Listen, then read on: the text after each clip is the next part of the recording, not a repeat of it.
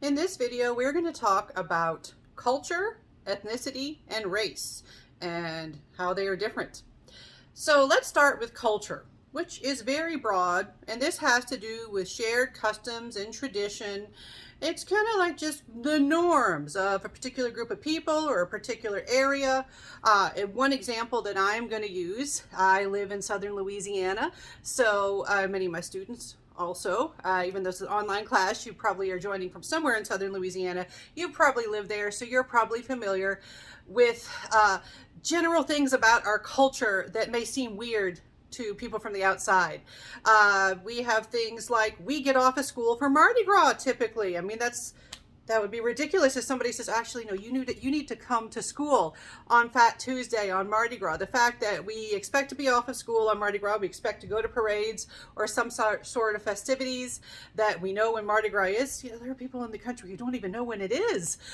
If you go to a gathering where you bring food anytime between 12th night and Mardi Gras, the expectation is who's bringing the king cake. You know, we have these expectations, these things from our culture. All right. Now, lots of different people can share a particular culture.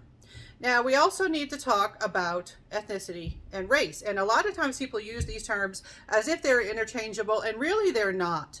All right. So what is ethnicity? Ethnicity actually includes culture and includes traditions. Ethnicity has to do with shared ancestry, shared customs, things like language, also religion can be part of ethnicity. And these are things that have been passed down.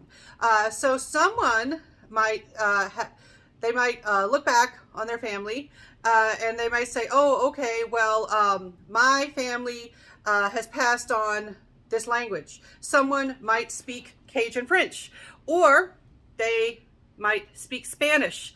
Someone who is Hispanic. And by the way, Hispanic means Spanish speaking. Sometimes we use Hispanic interchangeably with Latino or Latinx, and those have to do with coming from a Latin American country, whereas Hispanic means speaking Spanish. Like you can come from Spain and be Hispanic. So that is part of one of the things we see with ethnicity. It's like, oh, well, I learned this language. I grew up knowing this language. It's part of my ethnicity. I have this religion. I have these customs.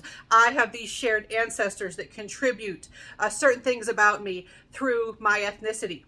Now, we also have race. Race is pretty much based on appearance. The idea of race originally was that it had to do with biological differences that make human beings, qualitatively distinct from each other.